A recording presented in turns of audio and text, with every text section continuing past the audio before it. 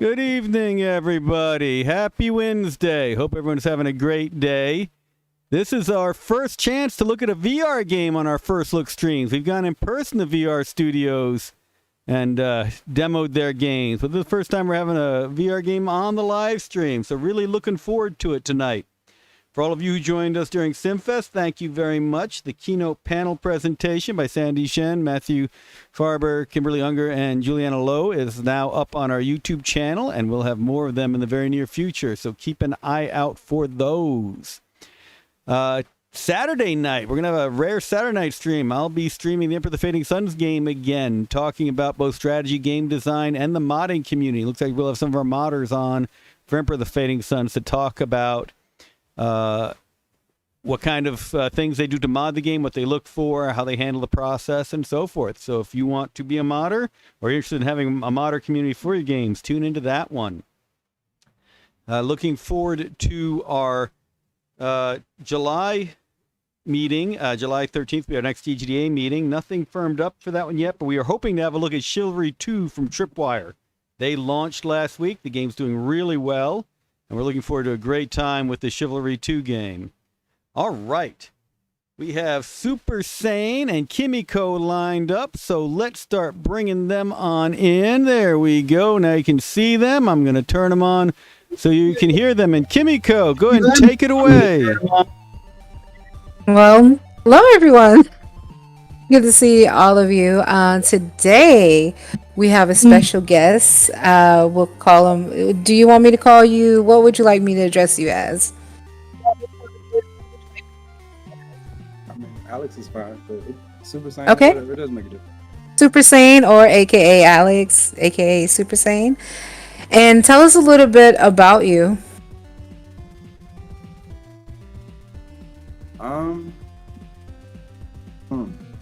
I like anime a lot, obviously, and VR and cartoons and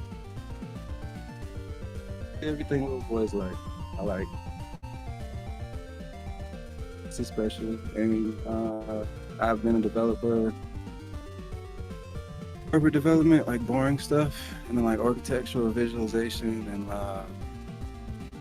a VR, what was that? Augmented reality, like that was the whole thing, and it was terrible. And then I started doing this for 2 years, pretty much every day, all day. So. All right, and the game that we're looking at right now, are we at the visuals where we're looking at the game? Yes. So the game that we're looking at right now, what's the name of it? Bakemono? Yes, it's called Bakemono. I mean, it's technically Bakemono Demon Brigade, but like because it's an anime, you're supposed to have a really long, corny name, like for no reason. So that's part of it. But yeah, basically, it's listed as Bakemono. All right, so this game is basically Bakemono is a VR game. And you said that you've been working on it for the past 2 years? Yep, every day, all day. Yeah, on average, I do, I don't know, 10 hours on average. When my son is here, I don't, and I sleep. But for the most part, I go as far as I can and I pass out.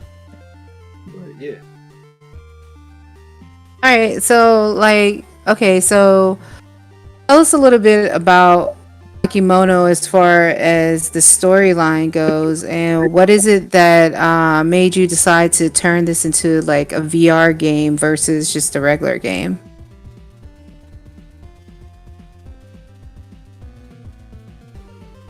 Okay. That's a very complicated question. First, the mech-action, because I have all the games that I have to make all that planned out for all intents and purposes, like from sketchbook that I had when I was a kid. That I first made this game, I was under the impression that we'd have to use joysticks or something. So I made these like really complicated joysticks, like steel battalion joysticks that you can't even. They were like motorcycle things on them, basically. Mhm. It was really extra. You know, that wasn't really feasible. sell like custom controllers with the game. But since VR came out, there's a lot of things you can do in VR that you can't do in pancake games, old school games. And one of them is you can't shoot in two directions at the same time. And a lot of the games that I want, the main character is a Kimbo, and they basically use two guns at the same time. Because the way controllers work and the way that old school games work, you can't do that. Like you can't shoot in two directions and still be moving at the same time. But I worked very, very hard to figure it out. But because the VR games, you can control each arm at the same time, but you can still move at the same time. You can do it. So once that, I had to try it. Who doesn't want to, be a robot? Like it's a thing. It's like So yeah. Yeah. That better?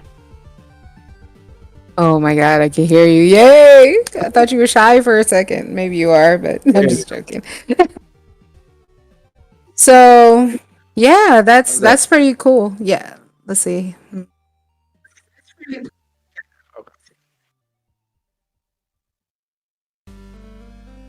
Can y'all hear me now? Right. Yeah, absolutely.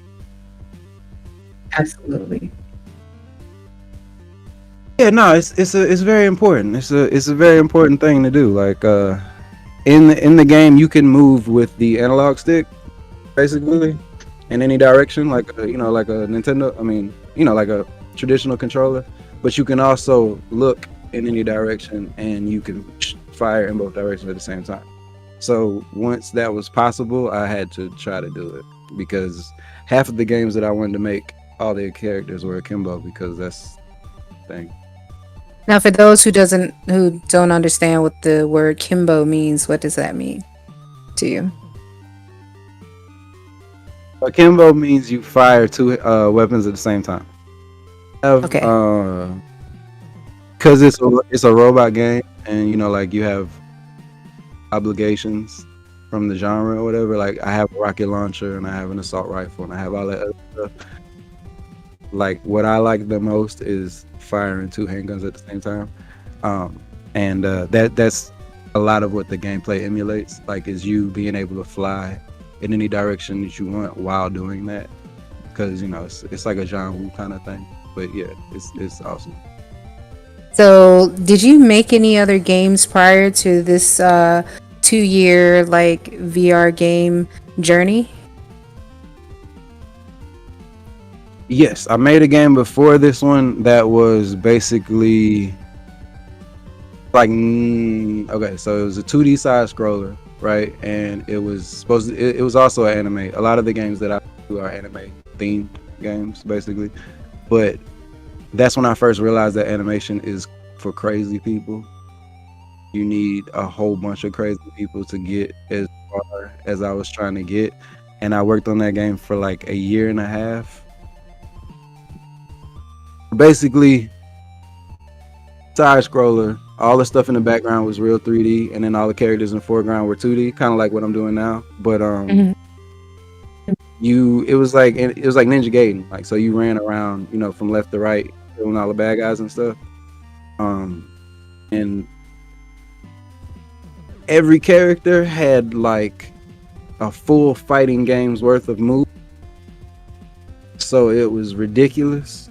So like it took me like a year just to get the main character's moveset done, and it still isn't done. And then I was like, all right, I need a team of people to do this the right way. So then I switched to this game because 3D is way faster. Like, like trying to draw a whole game at 60 frames per second at 1080p when, like it'll make you crazy. So yeah, I was like, I need a bigger budget to do that. So I switched to this because it was a lot more feasible to make the robots in 3D and then pick them up and animate them and everything. So that's telling me you did most of this artwork yourself? All of it. I mean, most of it. All of it. You did all of it yourself? Yeah, That's no. good. So, Yeah. as far as I'm the a crazy VR, You're crazy or you're completionist. You know, maybe you wanted to, have the direction of both the programming side as well as the art side, Like, what's one of the hardest parts about creating this VR game so far?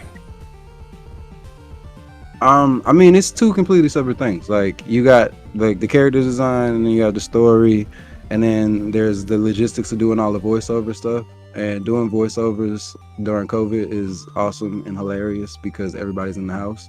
So like I've done studio work before, and it's hard to do when everyone's in the same place. But when everyone is in a different place and they're all using different equipment and everything sounds different, and then you got like one person who has air conditioning in the background, person that has like the beat from their smoke alarm and stuff, and everybody's doing different stuff. Doing voiceovers is crazy, but the way I'm doing the story is that everybody speaks their native language, and they have like a magical translator type thing that translates what everybody's saying to each other. So awesome in the sense that like all the Japanese characters get to speak Japanese, and then all the black characters get to speak ghetto, and all the this dude from South Africa, he talks in, I can't even pronounce how you say Afrikaans, and his Afrikaans is hilarious. And then like everybody's gonna speak in their native language, and then gonna translate, you know what I mean? And in that way I get the whole international thing that I'm going for, because it's supposed to be like a joint military mission. So everybody just gets thrown together. It's like New Jersey in space. New Jersey. I've never been there, so all right, that's cool.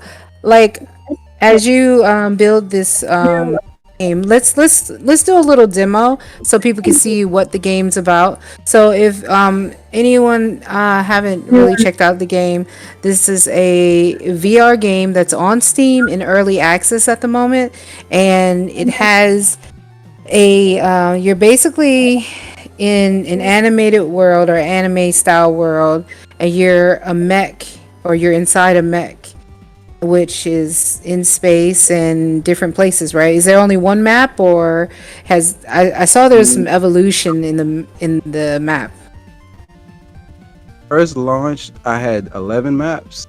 Now I have like 23 that are available, and then I have in reality like 68, something like that. But if I put them all in there, it'll make my file size ridiculous. So I didn't want to do that to people. So I'll probably make it DLC or something like that, because I can't stop making levels. Oh, that's crazy. So let's get a little snippet of maybe one of the first set of levels that you may have done, or whichever one you're at right now. Tell us about this map and this level.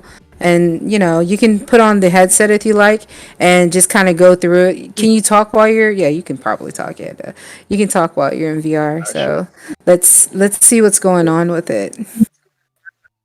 Okay, can you hear me? Yeah, absolutely. All right, so basically you are in a big robot. There are two types of robot people on Earth for all intents and purposes. You got the big slow mech warrior robot jocks people, right? Mm-hmm. Like to be in the cockpit and to use throttles basically to control the cockpit. And then you've got these data link psychokinetic imagination magical style, like where you control the robot from the inside and you and the person are the same. I tried at first to make a cockpit I tried to make a cockpit originally where you were, well, let me explain this real quick. This is the launch sequence. There are times in the game where the robot will break or deactivate. I made an OS. There's an actual OS for the robot that you can log into and like do crazy stuff, but that's something that I'm gonna set up later.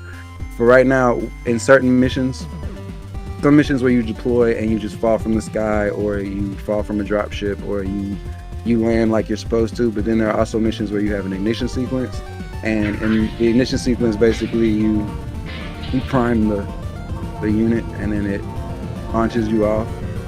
Sometimes it'll launch you straight forward, sometimes it'll launch you up. It just depends on the requirements of that level. So, Greetings, I Commander. would definitely say this is not for people who have just started for VR, because I play VR a whole lot and I'm very extreme. So I do want to do, like, as a warning, like you can do stuff like this, and then fall. I'm used to it, but other people might not be used to that. So mobility was a very important thing. Yeah, you're a big robot. You're a big stompy robot. Right now, you can't hear the ground. Like, you know, there's a big stompy robot ground noise. But this is how you calibrate the unit. You know, you do the T. Sitting down. So, you got 2 guns, 2 lightsabers. They're not lightsabers. I take that back. That word is proprietary. These are plasma swords, or anything that's not lightsabers. These are not lightsabers. So lightsabers, like, they will send people to Disney. So yeah, I'm gonna be a little bit tricky because I don't want to knock the mic over. I can do it. Okay, so you got bunny hops, right? Because bunny hops are important. If anybody has played Doom or Ultra Kill or Post Boy, these are the games that I play. Movement. This is very extreme as far as movement for VR. Like, most VR games, you don't go nowhere. You stand in the middle of an open area and you kill stuff that comes at you. It's not what I wanted. I wanted full, like, immersion. I wanted to be able to do anything that you would be able to do in an anime robot. Like, so back to my 2 camps of robots. The big stompy robot people, they have Vox Machina. They have MechWarrior 5. They have Iron Rebellion, which is coming out soon, and that's going to be awesome. But people who want to do what I'm doing right now don't. Okay, so this is double dashing in the air. There's 2 flight modes. There's regular flight mode, and then there's regular locomotion, right? What I'm doing right now. And in regular locomotion, you can bunny hop. You have basically like Destiny, so I missed that, so I cheated. Destiny or Titanfall, right? In the sense that you got the double dash, hop and jump situation, okay? That you do it in my game is you also have flight mode, right? So flight mode is when at that point you can take off and then fly in any direction. And this is very important because, you know, you can, shoot, you can fight, you can do whatever it is you need to do while you're flying at the same time. Like, while you're moving in any direction that you need to be flying. That's a rocket launcher. Nice. Yes. It has a harness, basically, like a arm that swings over. And yeah, I'm gonna put the assault rifle back. I played a lot of MechWarrior 5 and I decided the assault rifle, so I'm changing it. The fighting system, the combat system, is basically Devil May Cry. So, like, I was like, I want it to be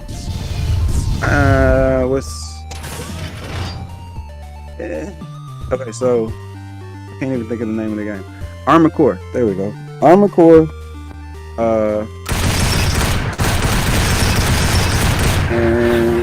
And Zone of the Enders with Devil May Cry's combat system and really fast movement. Now, if you hold this button, what is this? Right trigger B, you'll do missile locks. Some things missile lock won't work on them, but for most things they do. Then you got enemies that you can do missile lock on. There are doors that are sliceable in this sense. Okay, so this is tricky because I don't hit them.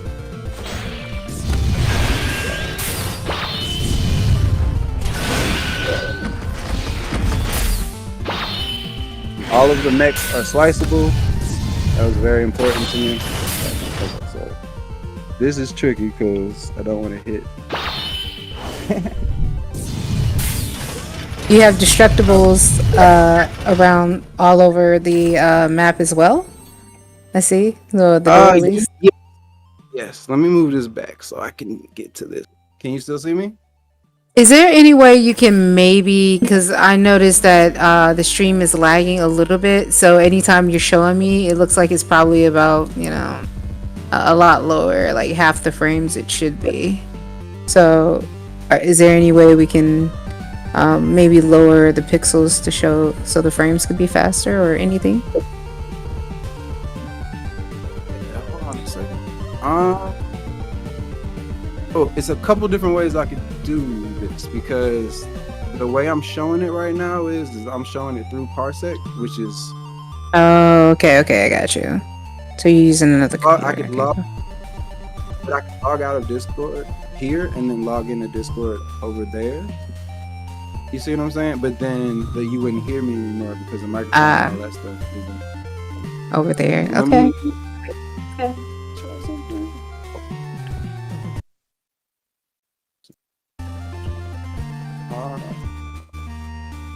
Is it still?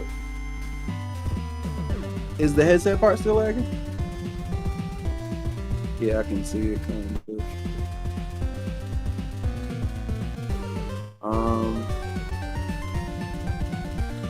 Is there So any way to? I'm guessing the person that on the left side, that's the character that's in the mech. Is that what it is? The one with the helmet on? Is that like a review No, mirror? okay. That's your arch nemesis, actually. Oh, And- okay. Basically, where that's gonna show up. I'm actually changing a whole bunch of stuff right now, but where that's gonna show up is that whenever someone talks to you, those are the way the comps are gonna work. And I'm animating all of their character cards, and they're gonna basically be animated versions of those Star Fox type cards. At first, I was gonna put a bunch of voiceovers in, but then I realized how difficult setting up voiceovers is. But for right now, I'm gonna probably use voiceovers for a few people, and then I'm gonna do like that Star Fox Mega Man thing. Like the Okay. wicked. Yeah. Until And I just get, have it captioned or subtitled, whatever way you want to call until it. I get. And then there's another thing, like I probably need to do like some kind of group feedback test because I feel like all my dialogue is really ratchet and ghetto, and I don't know how that's gonna work. So all the voiceover people that I have used so far, like I got two camps of voiceover people. The voiceover people who are like, this is awesome and this is like realistic and we need to have more voiceover dialogue like this. And then there's the group of people who won't even say it because it's so like terrible. And All right. I don't know, like the shy. Oh, on you're kind of Showtime? far away from the mic, so you keep cutting off. Can you come a little closer to the mic again? Sorry. Yeah. Have you seen that show, The Shy, on Showtime? Mm-mm. It's like, I don't know, it's great, but it's kind of ghetto, and like the dialogue that I have is kind of ghetto. So I don't know if I should put it in there or if I should make like a director's edition or something. All right. So go ahead.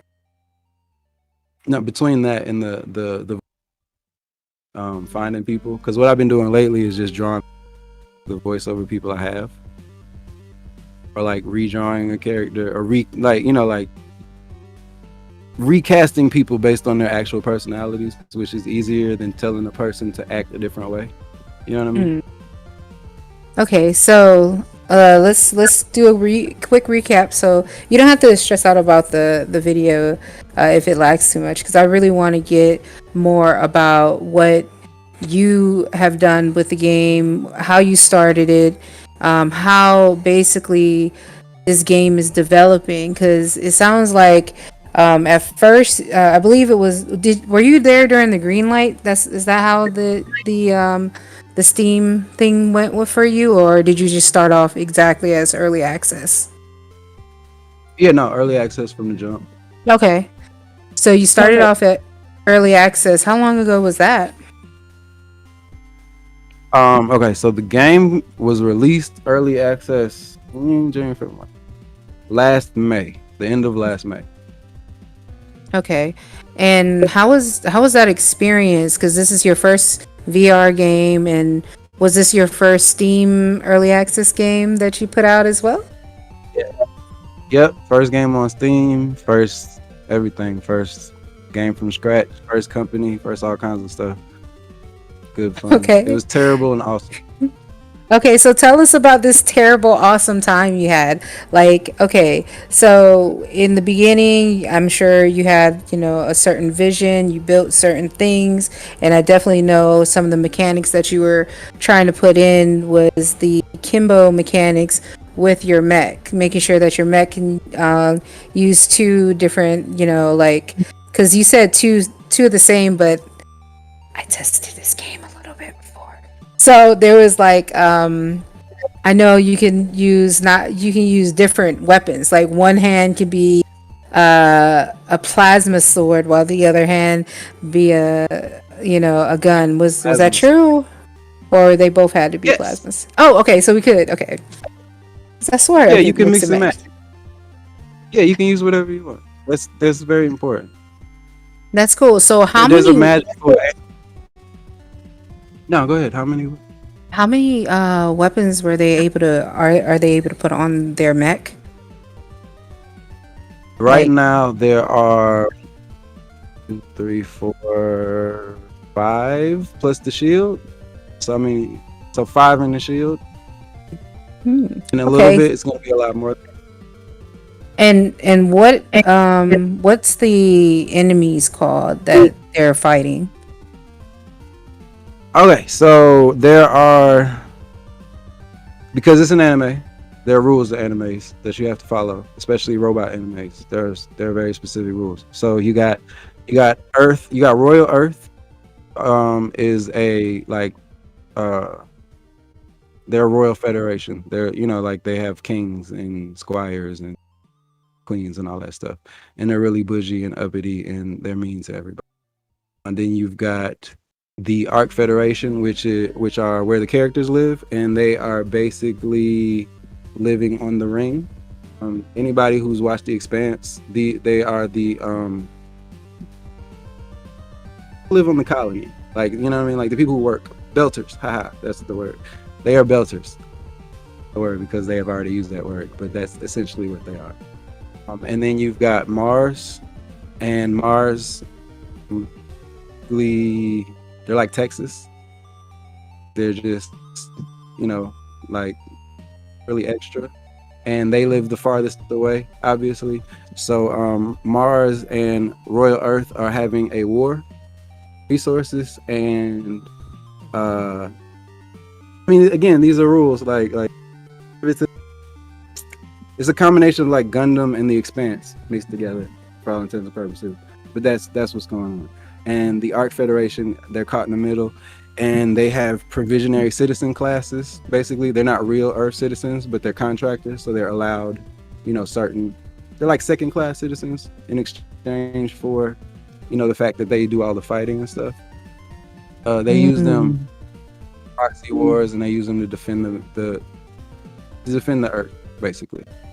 And because of the way their world is set up and the way that their money system is set up, the pilots in their world are like basically like basketball players / rock stars or whatever. Like everybody in the world wants to be one of these pilots because they get away with the most stuff and they get to do whatever they want, and they abuse all of their privileges. So rock stars. Yeah. They're basically they're rock star. No one else can do what they are doing because the way the story works is that they are EMP pilots. They're what's the word? Empaths. There we go. Oh, They're okay. empathic. Yeah. So they have weaponized the fact that they're empathic, and they use it in the way that makes them like super sensitive to aggression. So because robot combat is so fast, and you're in space and if you make a mistake, you can hit something and blow up and die. Mhm. They've done it. They use the empaths because they can feel other people's feelings. Like you can tell that there's someone trying to kill you, basically. Mm. But then what they found out is that some of the pilots can store other people's feelings, like and what happened, like Mars basically they did a terroristic attack against the North American Federation, right? They dropped a colony on top of Middle America, and when they did that, it was like 9/11 type thing. But they took away all of the resources, like agriculture and grain and all that stuff. So North America still has the coastal cities, but the middle is just like destroyed. So what they do is they had these things called hate off, and they're like pep rallies of hate, basically. And all the people who have been wronged, like all the families of the people who have been hurt in the terroristic attack, they come to these things and then they pour all of their negative feelings into the pilots, and then the pilots take that and then they go off and then they murder each other. Oh, it's wow. like whoever can inspire, like whoever can hold the most angry, basically. It's like that's my variation of I always have like some way to like explain why the characters are all superpowered and whatnot, but that's mine, basically. It's a throwback to Robotech, because in Robotech I always have the characters that can sing and like hurt the aliens by singing. It's like super important. It's very important. Like, it's funny. Andrew, could you do me a favor? Could you like make the view mainly on Alex right now, because the video feed is moving back and forth. So I don't know if anyone's gonna get seasick watching the mech go around. Thank you. So yeah, were you able to write any of this down? Because that story seems amazing. I love it. Yeah, I have it written down. I just started like working with other people, which is like weird when you like been working by yourself and not talking out loud for like many months. So yeah, I had to like start writing the story down. But yeah, I have all of that stuff. And right now I'm doing this whole script and everything because we have a cross promotion with this awesome band called Post Profit, and they gave me this song because I've been looking for an anime like intro song for 3 years, something like that. You can't have an anime without one of those 90-second intros. Like it just again, like it's part of the rules. It's not an anime to have an intro. So yeah, I found this song finally, and their album comes out in the middle of August. So what we're doing is like I'm making this it's gonna be a video with them too, because they're in the band in the anime. Because there's a main character. I have one of those Minmay style characters, like one of the singing like girls. You gotta have a Minmay character. Part of the rules again. But she sings at these USO government approved hate off events, basically, to get them. It's like so like a PV, an official PvP event or something. Yes, like okay, so so in this world, war is like is TV, and because all of the pilots are rock stars, all of their combat missions are televised, right? Oh, so that's why you get points when you kill stuff. That's why there's a rating system. Like that explains like the currency system in the world for all intents and purposes. But this is the number one thing in the world. There's this TV show called Bounty Buffet, and if you've ever seen Cowboy Bebop, in Cowboy Bebop they had that bounty hunter TV show that used to come on. Yeah, it's like the bounty hunter TV show and a PvP arena based mech fighting like reality show mixed together. It's hosted by this cat, like a real cat, like that looks like Garfield's granddad or something like that. and then the Wolfman from Wolfman and Donna, because that was really important and it had to go in there. Absolutely. So yeah, they host this, and it's the #1 TV show in the universe because everybody watches it, and then they gamble on which pilots are gonna win, and there's a whole thing. So have mission-based televised events, you know, when they do the hate off and all that stuff, because they're basically like radio announcers. Like they sit there and they talk, you know, like junk about everybody, and then they place bets, and they're like really crass, like they're like assholes basically. But they, you know, everybody in the universe tunes in every day to listen to, you know, who gets killed, or like Death Race. You ever seen Death Race before? I think so. There's just like campy, like jokey, like really black humor, sense of humor thing going on, because like everybody's murdering each other. Like, Oh, a lot of dark making jokes humor. about it. Okay, I got you. Yeah, Okay. yeah. Okay, that's so here's some questions for you. First off, how do you feel about the progress that you've made as a whole in general? and what who like had no idea what they were doing when they started this, and like has learned how to draw anime by and then make a game by himself. I'm doing amazing. Legit.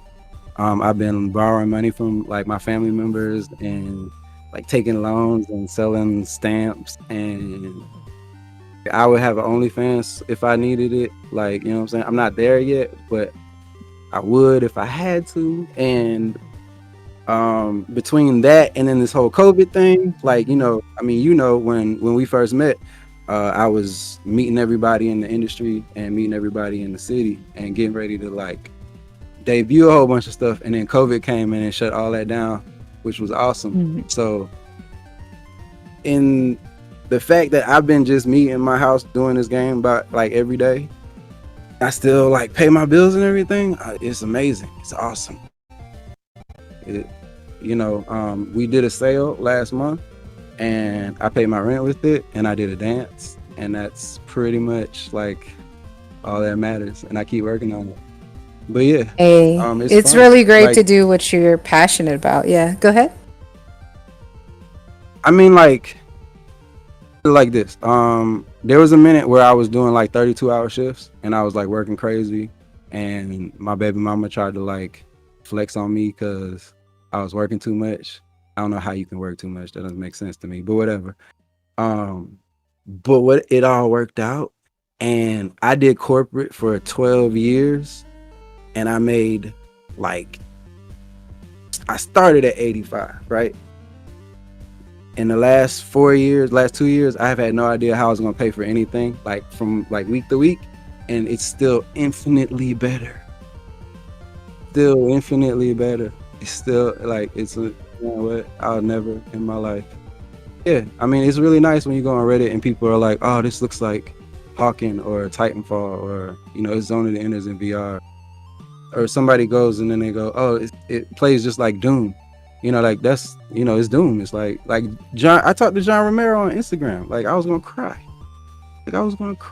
Like, it's John Romero. He's on, you know what I'm saying? Like, I'm not gonna curse.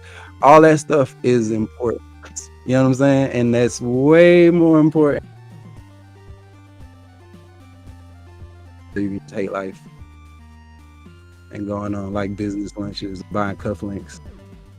Yeah, like cufflinks don't do nothing for you. So when do you feel what's next as far as your game goes? I see that you plan on doing this campaign with the musician and adding more verbal dialogue and more story, it sounds. But what are your next like few like big upgrades you feel, like the top 3 upgrades or changes you feel you're going to do with the game? And most of all, when do you think that you're going to finally get out of early access?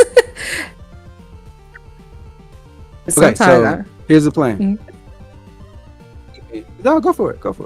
No, we have a lag, so go ahead.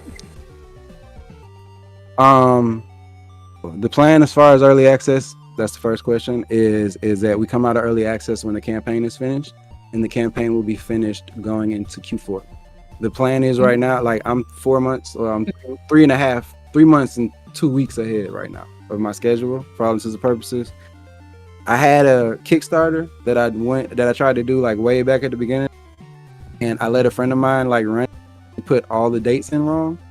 And just so people know, if you put the dates in wrong in Kickstarter, you have to cancel it. Like you can't even you can't fix it. You can't you like make sure that you put the dates in right, or your Kickstarter will break and you look ridiculous. So basically, I had to cancel that Kickstarter, and I was like, I don't know how I'm gonna pay for this, but I'm just gonna do it. You know what I mean? Like on some like Hail Mary, like a Scooby-Doo cartoon or something. Like you know, like when they're like, oh, we need $5,000, and then there's like a $5,000 talent show or something like that. Like this is what that is.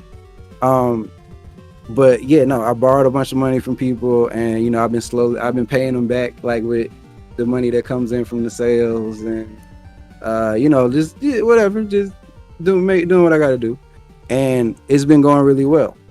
The early access, like somehow, you know, I didn't get the Kickstarter money, stuck to my schedule, and at this point right now, I'm still 90 days. I'm 90 days ahead, which is amazing. Like with and I think I asked for 40 grand or something like that. So like somehow I've kept my 40 grand schedule with no 40 grand, which was awesome. What the next big thing? So what I added was a grapple, right? There's a grapple with your right hand now. So okay.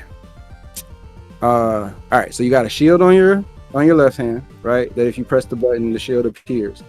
It will block all of your projectiles, all the projectiles. It'll block missiles. It'll block, you know, plasma lasers, whatever. Then you've got your two plasma sabers. Then you got your two handguns. Then I'm going to put an assault rifle on your chest. And then you've got your rocket launcher on your upper right-hand corner, right? You can grab the rocket launcher and fire it and then let go. And then the third arm will retract and pull it back to where it's supposed to be. Wait, there's 3 arms? But like there's a like a mechanical arm that holds the bazooka where it is. Like you can grab the bazooka and then it's like a harness thing. Oh, okay. You know what I mean? Like you'll shoot the bazooka and then you'll let go and it'll retract. It's a nerd thing. Like all the nerds that are listening, they know exactly what I'm talking about. Like 7.8% nerd, but this is like a 9.6 nerd thing. All right, so Okay. then okay, what else? All right, I added a grapple, so you can lock on to an enemy with your left hand, right? If you point your hand at them, there's a lock on indicator on the back of your hand that tells you that you can lock on to them. And then if you grab the air basically while you're pointing your hand at them like Iron Man, it'll lock onto them. It makes that a lot easier if you want to fight another mech that's flying, because it's very difficult to melee them when you're not locked on because they're jumping all over the place. All right. Then I added a grapple because like a Devil May Cry style combo system if you can't grapple to the enemy really fast, right? And the way that works is if you double grab your right hand, shoot the grapple out. Originally I had that in like reversed, and that was very confusing to people. But so what I did was I made this arm light up, like it basically turns from red to blue with like blue electricity and red electricity to tell you if you're using the grapple in the way, like in Devil May Cry, people will understand this. If you're pulling yourself to the enemy, or if you're pulling the enemy to you, it changes, depends on if you switch it. And every time you switch it, you know, your hand changes now, so you can see that you're doing it. It was the update that I just pushed. The next steps will be, I got to get a demo out, because with VR, I'm realizing how difficult it is to sell VR videos. It's basically like you're trying to sell a music video over the radio, and people don't, if they don't have previous VR experience and they look at your video, they can't understand what you're doing unless. And that's another reason why I realize now, like Facebook Oculus ads, like if it's a minute and a half, the commercial, like 45 seconds of it is them showing the dude flailing his arms, because that's the only way that a person who doesn't play VR will understand what you're doing. If you just show video, they don't understand. There's this thing called Live, which will give me a third person plugin. You know all those third person Beat Saber videos where you can see the actual person swinging their arms and stuff? That's what I'm about to add to, and that'll help because then I can the videos, and then people will see, you know, the robot moving around, and they'll see them, you know, flying all over the place, and they'll have a much better understanding of the fact that you're not standing in place. You're really like running over these very large, like the levels are designed like Armor Core, so they're super big, you know what I mean? And you have to move from one place to another, and you have to fly all over the place. There are missions where they drop you out of the sky. There are missions where you go underwater. There are missions where you do bombing missions and you destroy everything. Like, it's very hard to convey that sense of motion and speed in first person in a VR game if the person's never played it. So those third person videos are going to be helpful from a marketing point of view. And then the demo is going to be very helpful from a marketing point of view. So that is the next thing. The demo has to go up by next Thursday actually. So I'll probably be awake between now and then. And I'm going to put the demo up, and then after that I have to switch back to anime because I have like another 400 frames to draw for this 90-second thing. And all the backgrounds are in 3D. That's awesome. Like all the anime houses are using Unreal 3D now. I mean, for the backgrounds, because you don't have to draw all of the camera transitions. You don't have to draw complicated crap in the background. You know what I mean? Like I'm using 3D people, and the 3D people are in the background, so I don't have to draw all those people walking by. And you know what I mean? Like I can only draw foreground.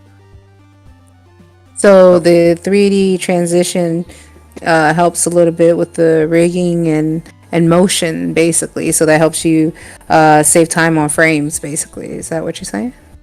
Yeah, definitely. When I first started, I was doing all the 3D in Studio Max, and then I was importing it into Unreal, and I was exporting each frame one frame at a time. They had this thing called res screen capture, and they put a green screen on the background because you couldn't export transparency in a video at first, which was terrible. So basically, like if you wanted a 30 frame sequence, you had to export every image, one image at a time, and then out each background, and then put it in, and then composite it back into After Effects, and then draw on top of it. When they released it, once Mandalorian came out, and they released all the video tools for Mandalorian, they made it so you could do alpha and video. And then once I could do alpha and video, that means that like explosions and all the special effects, like all the in-game stuff, I could use in the animation, and then I wouldn't have to draw it over again. Like before, I'd have an explosion to draw the explosion over again, and to match whatever happened, and it was ridiculous. Like it was a whole thing. You can just build a scene in Studio Max, you import it into Unreal, you use all your in-game assets, your in-game explosions, your in-game fire, all your special effects, and then all of your lighting, it bounces off of everything in the scene. It's amazing. It's ridiculous. It's like so if you have an explosion in the background, the foreground lights up, the robot lights up, you know what I mean? Like all the little, it's beautiful. Then you can take that and then export it with alpha background, right? And then you can draw a little, anime. It's the best. It's so nice. And Unreal 5, like they, I didn't know they were gonna release 5 but when they did, I had to see if it worked or not. And basically Unreal 5 is like After Effects and Unreal put together. It's amazing. You can literally just go in there and do whatever you want. And they have these rigs now. They have in-game rigs. So you can you wouldn't have to jump back to Studio Max to animate something and then bring it back. You could just rig it in Unreal and then leave it. So it's That's cool, That's- and sounds a lot easier than the processes before. oh yeah. I mean they got this thing. You can get an iPad Pro and you can fake camera moves. Like you can build a Really? scene and then and then you can go into your basement or whatever, like with a fake, like whatever, like you can fake. So is it fake going to private track line. your camera angles or camera views so that you can? Is that what it's doing? Oh wow. Yeah, I mean they got this thing. I got this plugin where it has presets. It has like tracking camera presets. So like it's stupid. They have layers on top. So you can be like, I want to do the tracking across the city one, but then I want it to pan left and then pan right and then pan left and then pan up and then pan down. And it just, because getting the camera stuff from Studio Max into Unreal is irritating. So the fact that we can do camera pans in Unreal now, like, is awesome. But yeah, I updated the build just to be able to export alphas in video, because being able to export an alpha that's a minute and 30 seconds versus exporting a minute and 30 seconds worth of frames at 60 frames per second is amazing. But yeah, back to, I got off subject. It's okay. I love it when you're passionate about something that you're learning, something that you're about, because this actually transitions to one of the next questions. For those who are programming now in Unreal, those who are trying to build their own VR game, and those who are just, they want, or they have that passion and that drive, give us some of your insights or advice on making their first or their next game. Like, what kind of advice would you give a person making their VR game? Ooh, okay, that's complicated. All right, so I'm gonna say this, and like, first, unless you are like super comfortable in your life the way it is, you're gonna have to change something, probably. You know what I mean? Like people think that they can do this whole crazy dev thing and still like do a whole bunch of other stuff, and you can't. I thought that too, and it just starts eating up more and more of your life until you don't go nowhere, like, or do nothing, and you just sitting all day every day, like, you know what I mean? Like, it's a whole thing. But if you're okay with that, then go for it. That's the first thing. But you know what I mean? Like, I don't know. There are a lot of social interaction things that like I don't do anymore because like it's too much bandwidth and I have to focus on game dev. And like, already super introverted, then go for it, because that's how I am. But if like you like to go outside and you like flowers and stuff, like, you might feel some type of way. So just be prepared for that. From that part, just understand that everybody thinks game dev is when you have all the tools and then you're just sitting there like happy little trees, and like Bob Ross, and like the different things you want together. And it took me like 2 years to get to that point, and you think that it's gonna be way faster. Like when you get to the point where you're like, like you're just placing level assets and you're just placing bad guys that are already done, and everything works the way it's supposed to work. No, like, that's not gonna happen. As far as Unreal is concerned, all right, let me think of the most important things. Set your for your disk RAM cache to as big as you possibly can. Mine right now is set to 250 gigs, and that is ridiculous. And I will explain to you why. Every time you compile the game, right? Okay.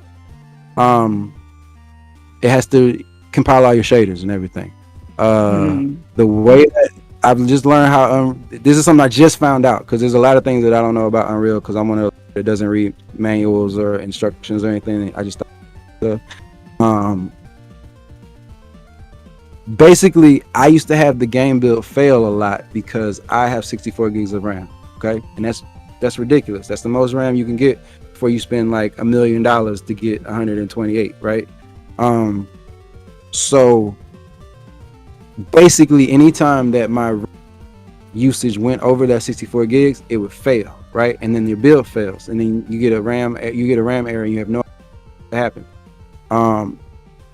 If you set your disk cache to 250 gig, like something ridiculous, like bigger than the entire file size of the game, and I mean this, like you might need to get a whole one. You set it to as big as you possibly can. When it's compiling the game, when it's going to get to a point where it has a buffer overrun, and it's transfer the RAM from your RAM sticks over to the memory and back, and that's when Unreal fails, right? So I thought I was gonna have to spend $1 million to get 128 gigs of RAM, right?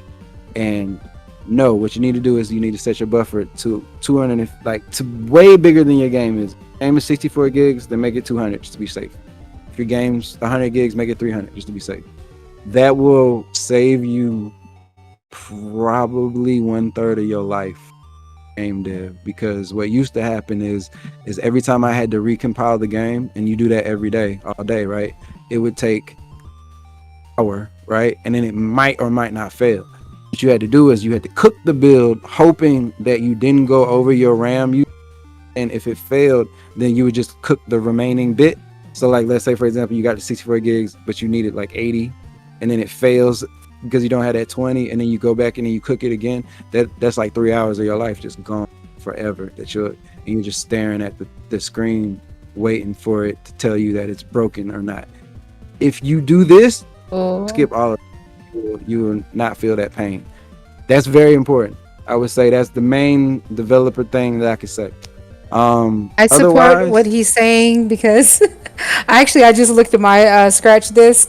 I actually had to buy a SSD and put it inside my desktop, and mine's is a 225 gigabyte SSD, and that's my scratch disk, and that's only for the scratch disk cache, because I just wanted to support your statement. Go ahead. It's a whole thing. I have two Synology drives here. I have my laptop, which is my controller, and then I have an upstairs computer and then a downstairs computer. So I have basically two systems running together, and then I have the laptop that controls them. But almost all of them, I probably have 8 terabytes, 12, 14, something like 25 terabytes, something ridiculous. Because the build is 220 gigs by itself. And then I have an anime build, which has way more assets in it, because that's the stuff I need for the 3D and everything. So because I don't have an SVN, that's another thing. Like, I like SVNs, but I don't like Perforce, and trying to set up Perforce on your home network is very scary. I just got an assistant dev who has a lot of experience with Perforce, so he's gonna set up a Synology Git system for me.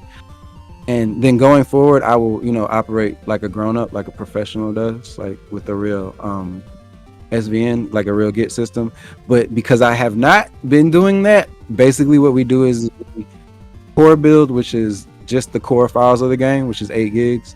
And then we have the master build, which is everything, which is like 220 gigs.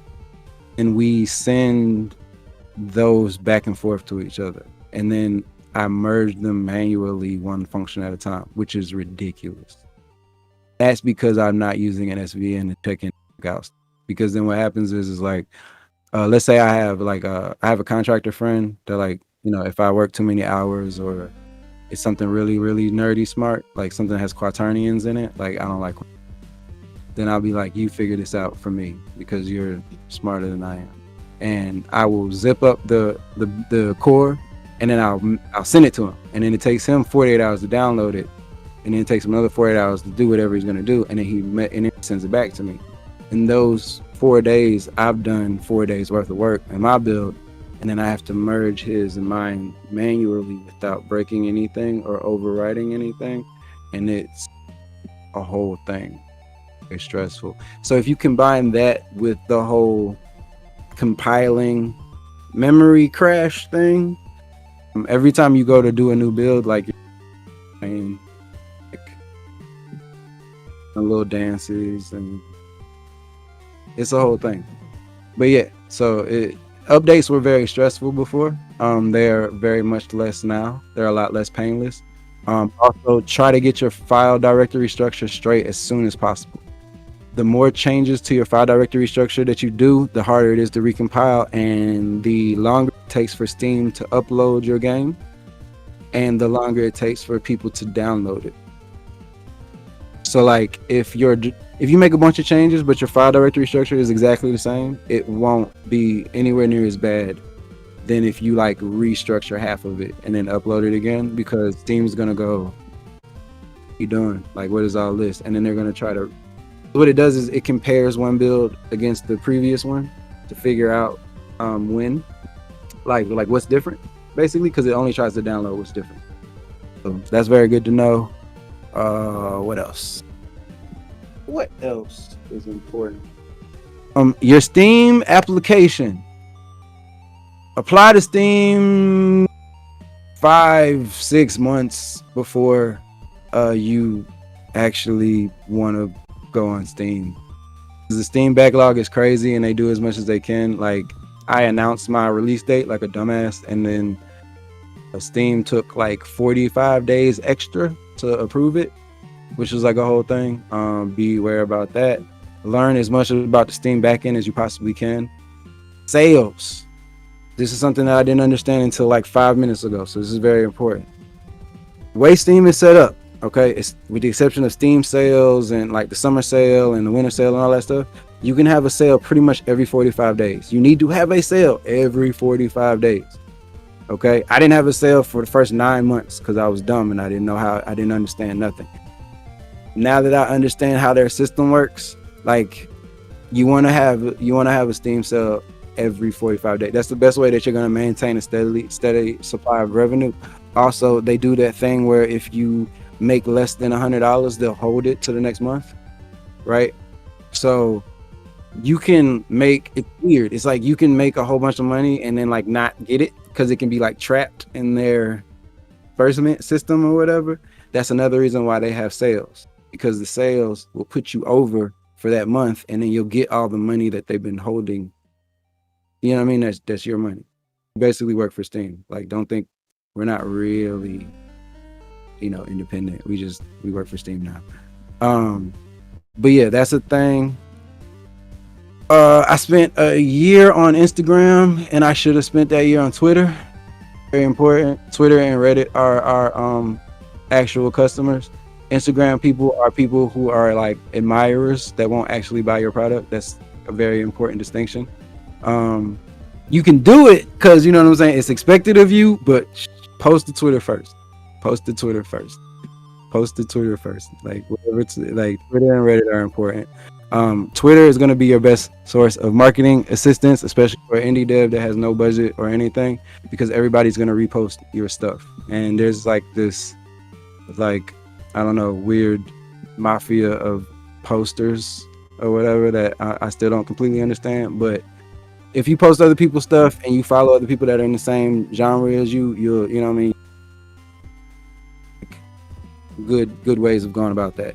Reddit is direct sales. The people that are on Reddit are like nerds just like us, and they're at work, like at IT, like faking like they're at work. You know what I mean? Like they're looking for stuff to buy. You know what I mean? Because they hate their lives because they work IT like we did. So they, you know what I mean? Like they're at work with their like salary going, I need to buy something because I hate my life. Give me something. Like, and that's our job. Our job is to be that thing for the week or whatever, or the month. So Reddit people will go, oh my God, what is this? And just go buy it. Like Reddit people buy stuff immediately. Like if your Reddit post is strong, Reddit, right? I'll post something on Reddit, get 1,000 views that day, and then I'll get 20 sales that day. Like off the strength of the Reddit. Like it'll be people in the Reddit going, it's amazing. I don't know what this is. I bought. Like I had this one dude that was like, I bought it and I'm afraid to play it because of my expectations, but I support you, so I'm just gonna wait. And I was like, okay, like I appreciate it. So the fact that if you pick a genre, if you pick something that's underrated, mechs are underrepresented right now. Hardcore games in general are VR games are underrepresented. games with male protagonists are underrepresented. Like, you know what I mean? Like, if you just make, like, my thing was I was gonna make something traditional and hardcore for us, you know, boomer people, you know, us the elitist PC the old folks, you know, people who play like, yeah, you know what I'm saying. You know what I'm saying. So, like, we think we better than everybody because we play games and stuff. We've been playing games since we were like 3 years old, and everything's easy, and we're all extra and jaded and everything. That's another reason I like VR, because it makes you do it yourself. And like the most hilarious thing in the world is like seeing somebody out of breath in VR. It's hilarious. It's hilarious. Like like you can see them, you can hear them. You know what I'm saying? Like, what's that game that what is it? It's basically it's P-Bug in VR. There's, you know, like, what P-Bug is it's and that Drake plays. You know what I'm talking about? Fortnite. Like you skydive from the sky.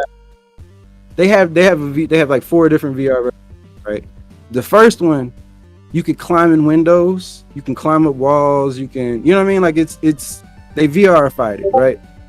But it's hilarious because there are people who are like breathing hard, and controllers, they drop the gun. Like, cause you know, you can drop the guns in VR games, which is the most hilarious shit on the face of earth. Or if you shoot at somebody and they get weeded and their brains shut off and they can't reload. You know what I mean? They start dropping the magazines and all that stuff. Like, all that stuff is hilarious because you yourself have to do it. And, you know, pancake games, you press B and then they play the animation. You know what I mean? And then, like, if you put the dot on the man's face, he dies or whatever, which is cool. I mean, I still play a bunch of pancake games, but the fact that in VR you can do it yourself, and you know what I'm saying, you can mess up yourself and all of that stuff, it's hilarious and awesome. And it gives you the opportunity to do all kinds of stuff that you normally wouldn't be able to do.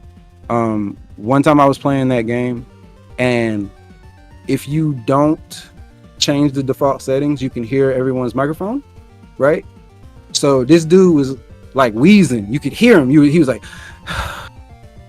and I'm, you know, creeping, and I peek around the corner, and he's with his controllers, hands on his knees, like this. Like, you know what I'm saying? Like, taking a break. And I'm like, this fool's taking a break, and I can see him. You know what I mean? I just stuck my hand around the corner and like blind fired and killed him, and he was so upset. But you can't do stuff like that in pancake games. It's amazing. So yeah, the fact that Pancake like games. this is yeah, that's what we call them, pancake games, because they're flat. It's wanted something that was like performance based. You know what I mean? Like, in the sense that like you would want to record yourself, and like there would be competitions where people, you know, had the best performance. You know what I mean? Eventually I'm gonna have versus mode. Means I have to, you know, make everything network. So are you? That's what I was gonna say. So you want to add networking and multiplayer on it eventually? Yes. That's a whole. That's cool. Whole thing. Everybody's like, basically, it's my first game under this, you know, as a developer, so I want to have a good impression. Everybody's like, you should break that up into 3 games, and I'm not gonna do that. Where, you know, it's like Mono and then Bakemono EX Plus, and then Bakemono EX Alpha Definitive Edition, and then like, because that's, I don't know, I feel like that's kind of extra. You know what I mean? Like, I add like 2 characters and then I make a whole another game. So yeah, I'm probably most definitely gonna have a sequel, but all the missions that I have right now, as far as I'm concerned, are going in. Half-Life Alyx is 55, 60 something gigs, and my game is like right up under it, which is ridiculous. Like, right now the build is 24 gigs, but if I put all of the missions that I've hidden into it, it'd be like 38, and that doesn't include all the campaign stuff and the boss fights and all the anime sequences. I know once I add voiceovers, it's gonna be more. So what I'll probably end up doing is I'll break it up into arcade mode and campaign mode, and then like the way Call of Duty does it. So you can decide if you want to download all that stuff or not, because I played a whole lot of Armored Core. I played all the Armored Cores all the way through. I got a Oh PSP. my gosh. Yeah, and I was basically just stealing missions. I was like, oh, this one, and this one, and I need this one. I don't think you should admit that. But okay, so let me ask you, and this is closer to closing, but top three things you feel as a developer now that you probably would need help with to continue moving forward in your journey. Money and marketing and more help, more people. But yeah, like I'm gonna keep working on it regardless, because this is it's a promise that I made to a friend of mine that passed, and we were supposed to start this game company together, and you know, he passed because of some stuff, and this game is the game that like we, I guess, started on when we were little kids. It's for him, so I'm gonna do it no matter what. But yeah, marketing is expensive, very expensive. I'm amazed. Like right now, when I went to go look at the Steam page, I had like 76,000 impressions, right? And the fact that I've done that, I've spent like $100 on Instagram in the last 18 months, something like that. You know, like, you know, you do the little ads and then put $12, and I'm like, no, put $8. Like, dollars is enough. But yeah, no, like those 3-day, 7-day campaigns, I think I've done that like 10 times. So all of the traffic that I've gotten so far has been like people who genuinely like the game, like people who have, you know, responded to it from you, people who leave the videos on Reddit, and the Reddit responses are amazing. Like the Reddit responses are great. Like at one point, yeah, like they're like, oh, this looks like Zone of the Enders, this looks like Hawking, this looks like, it looked like, the point is that it's supposed to be, you know, these games, but infinitely more difficult. And it's really nice. And yeah, marketing is a big thing. I've never done a Twitter promotion because like they want $120 for one ad, and I can't even imagine such a thing. At one point I was gonna try to get one of those Trump loans for marketing or whatever, you know, like the Trump Joe Biden loan or whatever, and that was the whole thing. And yeah, pretty much to get the 70-something thousand impressions with no budget is awesome. You know what I mean? Because I'm basically posting to Instagram, Twitter every day. I didn't post to Reddit for a long time. That's another thing. Post to Reddit sooner than later. I was afraid of Reddit because, you know what I'm saying, like Reddit is, as far as I'm concerned, like the entire internet. Like, something important gets decided on Reddit and then everything after it. So it's like, and the Reddit people are very serious people. You know what I'm saying? Like Reddit people just determine what's good or what's not good. So I spent a long time avoiding them because I was like, it's not where I wanted to be. You know what I mean? Like I could have been posting to Reddit a year and a half earlier, but I didn't post to Reddit until like all the anime characters were done. All right. Flying characters. So in closing, how can we reach you? And do you have any shout outs to anyone you like, and how can we reach you? Yeah, definitely shout out to Kimmiko because she is awesome, and the only reason that I'm right now and speaking to any of these people at all because I was just being in my house, and a friend of mine forced me to go to the Unreal Atlanta meeting, and then from that meeting someone forced me to go to the High Res Christmas party, and then I met Kimmiko, and then she forced me to meet all of these people and go outside and be sociable, and it was awesome because it's very important. That's the and sign, Cheesy Controller, because you know he was the first person to ever give me an interview, also because of Kimmiko. And shout out to Andrew because he's awesome. And yeah, getting in contact with me, you can get on my Discord, which is on the Twitter or the Instagram or any of those social media places. You can hit me up directly. You can send me an email. You can do all these things. I also have the website, supersane.com, and yeah, I post every day for all intents and purposes. What's your link tree? A link tree, find it. Yeah, if you want to, you can post that up.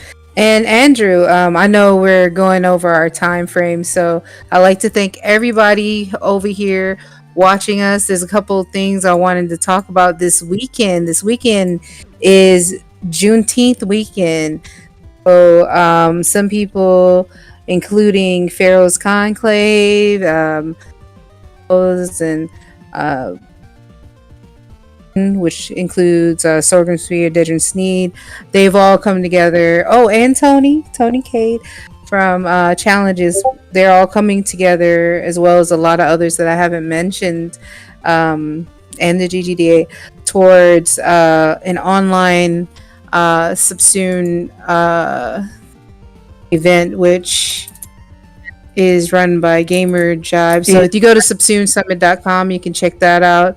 And we have also anything else coming up with the Georgia game developers? I thought we had something else. Thanks, Kimmiko. Lots of great info. On Juneteenth, we'll also be doing another Emperor of the Fading Sun stream after all the Subsume stuff is done at 8 p.m. We'll take a look at the modding community and how you can get in as a modder and how you can get a modding community into your game. Man, that was a lot of great info tonight. Thanks to both of you. Lots of valuable stuff for dev.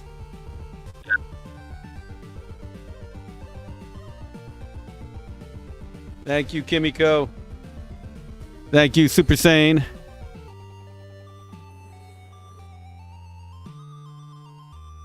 Thank you so much. Yep, great stuff. All right, we're going to transition out. Thanks, everyone, for watching tonight, and we'll see you on Saturday.